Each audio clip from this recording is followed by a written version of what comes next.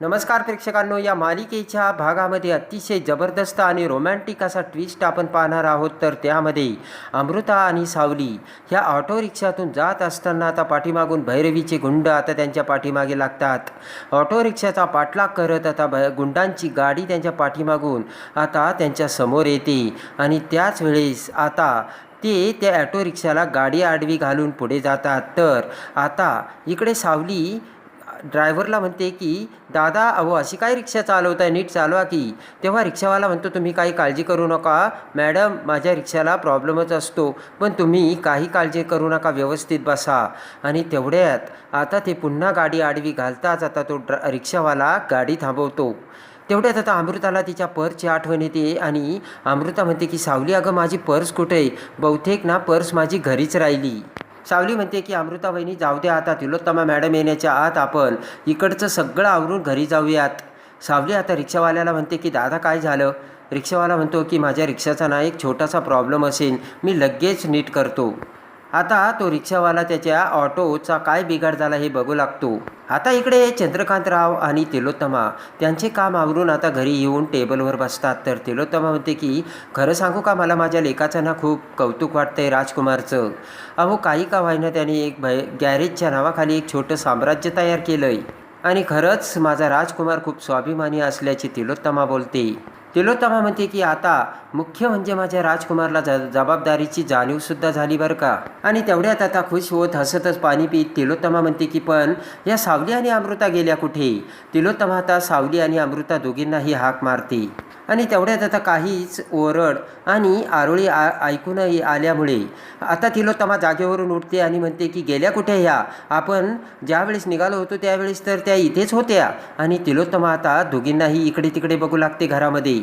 आणि इकडे आता तिलोत्तमा सावली अमृताला हाक मारू लागते.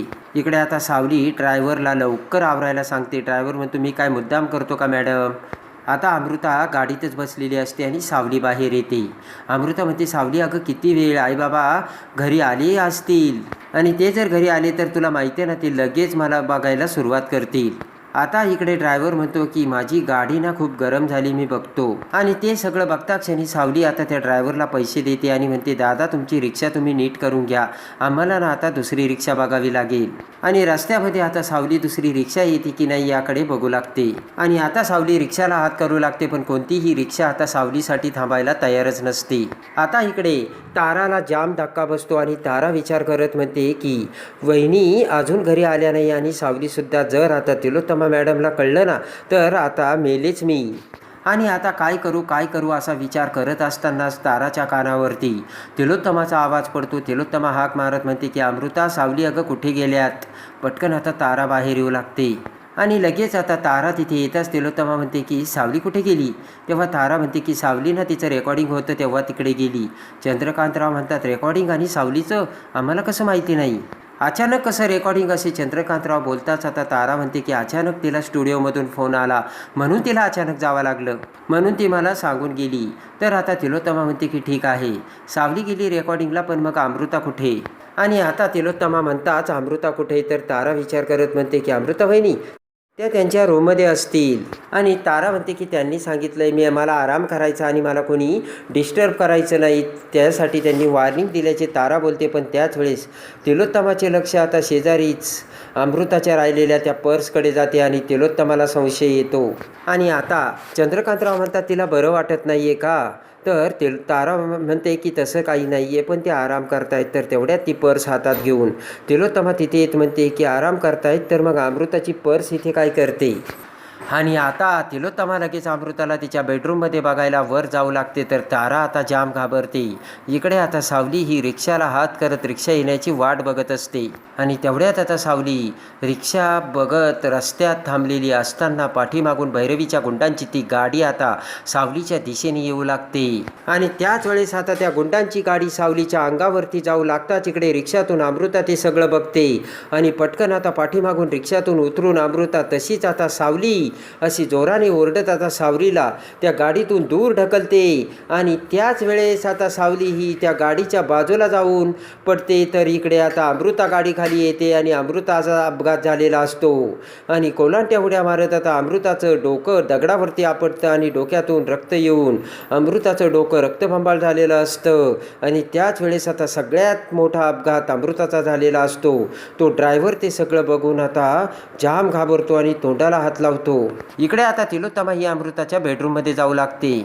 आता इकडे बेडरूममध्ये तिलोत्तमा अमृताला सगळीकडे शोधते पण तिथे अमृता नसते. तर पुन्हा आता हाताची घडी घालून तारा समोर येत तिलोत्तमा म्हणते, कुठेही का अमृता? आता मात्र तारा जाम घाबरते.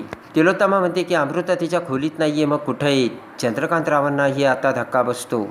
तिलोत्तमा दम देत ताराला म्हणते, खरं खरं सांग अमृता कुठे आहे? आता तिलोत्तमा बोट करत म्हणते की तारा, तू माझ्यासोबत शब्दांचे खेळ खेळू नकोस. खरं सांग अमृता कुठे आहे? तुझ्या चेहऱ्यावरून दिसतंय तू खोटं बोलते. आणि इकडे आता अमृता पडता क्षणी सावली अमृताकडे धाव घेते आणि म्हणते, वहिनी अहो काय झालं हे? सावली रडू लागते. सावली ड्रायव्हरला म्हणते, अहो दादा पाणी आणा. तर ड्रायव्हर पाणी घेऊन येतो. आणि आता तारा म्हणते की तुम्हाला त्या म्हटल्या होत्या ना की देवी आईची त्यांना ओटी भरायची होती म्हणून त्या ओटी भरायला गेल्या. तिलोत्तमा म्हणते, काय? मी त्यांना सांगून गेले होते ना बाहेर कुठे जायचं नाही म्हणून. आणि तारा म्हणते की सावलीसुद्धा त्यांच्यासोबतच गेली. तर आता चंद्रकांतराव म्हणतात, हे बघ तू काळजी करू नको, सावली ना तिची काळजी घेईल, सावली समजूतदार आहे. आता तिलोत्तमा घाबरतच म्हणते की आता जर काही झालं, जर अपशकुन झालं तर त्याला जबाबदार कोण? आता इकडे रस्त्यामध्ये कोणतीही गाडी थांबायला तयार नसते. तेवढ्यात एक आता फळाची गाडी घेऊन एक हातगाडीवाला तिथे येतो. तर हात जोडतच सावली म्हणते की अहो दादा दादा थांबा ना. आणि आता तिच्या हातातील सोन्याची बांगडी सावली काढून देत त्या गाडीवाल्याला म्हणते की ही घ्या सोन्याची बांगडी, पण माझी मदत करा. तो माणूस म्हणतो की रडताय काय तुम्ही मॅडम, काय झालं? तर मग सावली म्हणते, माझ्या वहिनीचा अपघात झाला, ॲक्सिडेंट झाला आहे, त्यांना हॉस्पिटलमध्ये घेऊन जावं लागेल. आणि तसंच आता तो फळावाला सावलीची मदत करत आता त्या फळाच्या गाडीवरती अमृताला झोपवतो. आणि आता सावली ती फळाची गाडी तशीच लोटीत घेऊन अमृताला हॉस्पिटलमध्ये घेऊन जाते. तो ड्रायव्हर आता देवाला हात जोडत म्हणतो की देवा अहो काय वेळ आली. अमृता आणि सावली दोघीही मूर्ख असल्याचे आता तिलोत्तमा बोलते. आणि या सावलीला काही अक्कल नाही आहे का? मी त्यांना बजावून गेलं होतं बाहेर कुठे जायचं नाही. आणि त्या अमृताचा हट्ट पुरवायला ही सावली काय वेडी झाली की काय? तिलोत्तमा म्हणते की वडीलधाऱ्या माणसांचं ऐकायचं नाही आणि स्वतःच्या मनासारखंच करायचं, याला काही अर्थ आहे का? आणि तिलोत्तमा आता सावलीच्या मोबाईलवर कॉल करते पण सावली फोन उचलत नाही. तर तिलोत्तमा म्हणते, बघितलं का, आता मी फोन केला तर ती फोन उचलत नाही. तिला आता भीती वाटत असेल मी तिला बोलणार म्हणून. चंद्रकांतराव म्हणतात की अगं त्या देवदर्शन करत असतील, परत तू एकदा कर. तर आता तिलोत्तमा म्हणते की जर अमृताला काही झालं तर मग बघा माझे इतकं कुणी वाईट असणार नाही. आणि तिलोत्तमा पुन्हा एकदा सावलीला फोन लावते.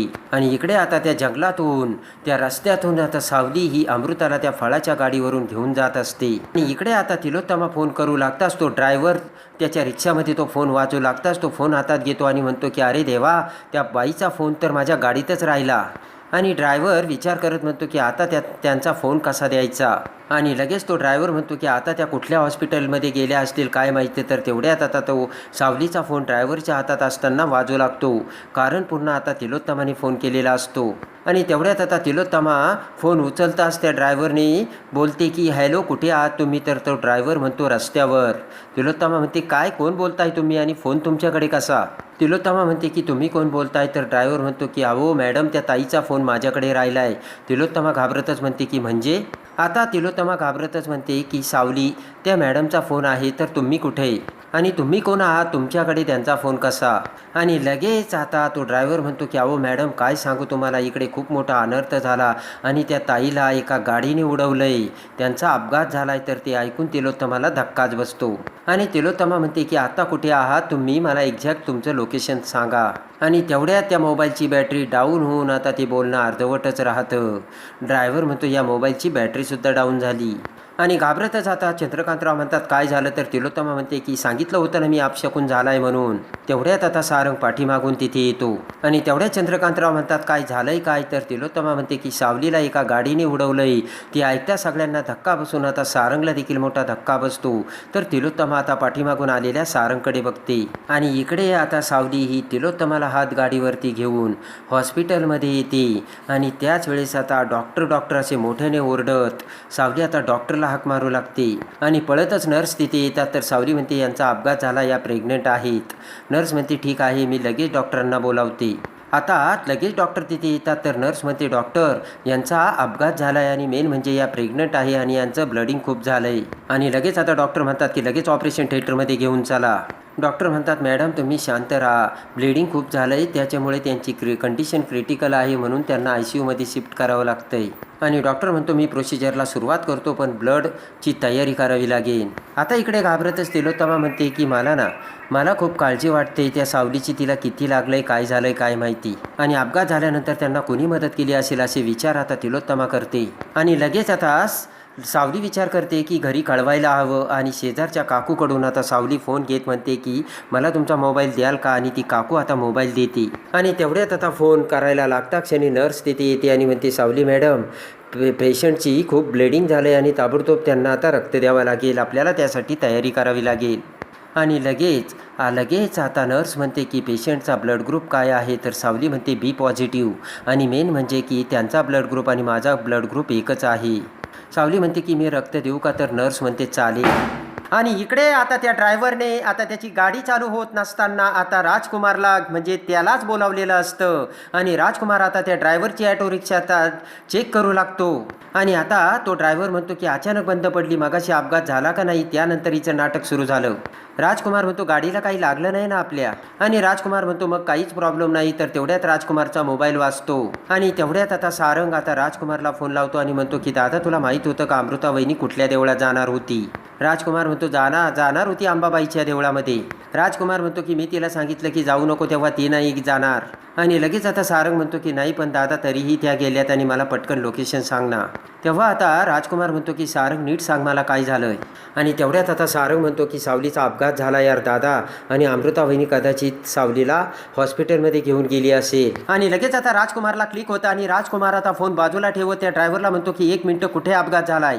तो ड्रायव्हर म्हणतो मगापासून मी तुम्हाला दादा तेच सांगतोय. आता लगेच आता तो ड्रायव्हर म्हणतो की त्या दोन्ही मॅडम माझ्याच गाडीमध्ये होत्या, ती दुसरी गाडी येण्यासाठी त्या हात करत होत्या, तेवढ्यात पाठीमागून त्या गाडीला उडवणार तर माझ्या रिक्षात बसलेली बाई त्यांना ढकलून दिलं आणि त्या गाडी खाली आल्या. तर आता राजकुमारला धक्का बसतो. आणि लगेच आता राजकुमार सारंगला म्हणतो सारंग ऐक मला कळलंय आणि शास्त्रीनगरच्या त्या हॉस्पिटलमध्ये येतो. आणि राजकुमार लगेच सारंगला त्या हॉस्पिटलमध्ये यायला सांगतो.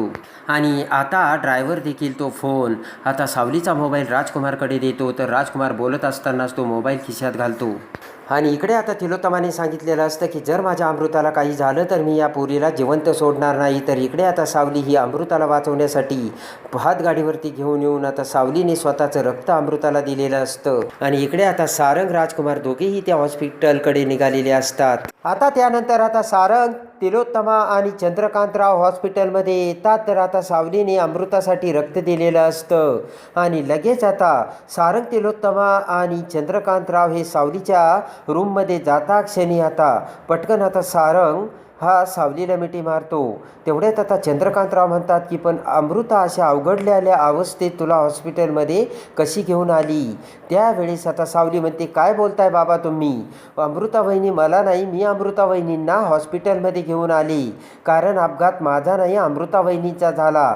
सारंग ते ऐकताच म्हणतो काय, तर सगळ्यांना मोठा धक्का बसतो. आणि तिकडे आता अमृताचं ऑपरेशन चालू असतं. तर तेवढ्यात चंद्रकांतराव सारंग सावली आणि तिलोत्तमा आता डॉक्टरकडे येतात. तर लगेच आता तिलोत्तमा म्हणते की डॉक्टर्स माझ्या बाळाला म्हणजे माझ्या नातवाला काही इजा तर नाही ना. तर डॉक्टर म्हणतात हे बघा आम्ही आता काहीच सांगू शकत नाही. आणि डॉक्टर निघून जातात. तर इकडे तिलोत्तमाला मोठा धक्का बसतो आणि रागाने तिलोत्तमा आता सावलीकडे बघते. तर खऱ्या अर्थाने आता सावलीने अमृताचा जीव तर अमृताने सावलीचा जीव वाचवलेला असतो. आणि आता अमृताच्या बाळाचं काय होणार प्रेक्षकांनो हे बघण्यासाठी आणि या मालिकेच्या डेली अपडेटसाठी आपल्या चॅनलला लाईक करा, सबस्क्राईब करा.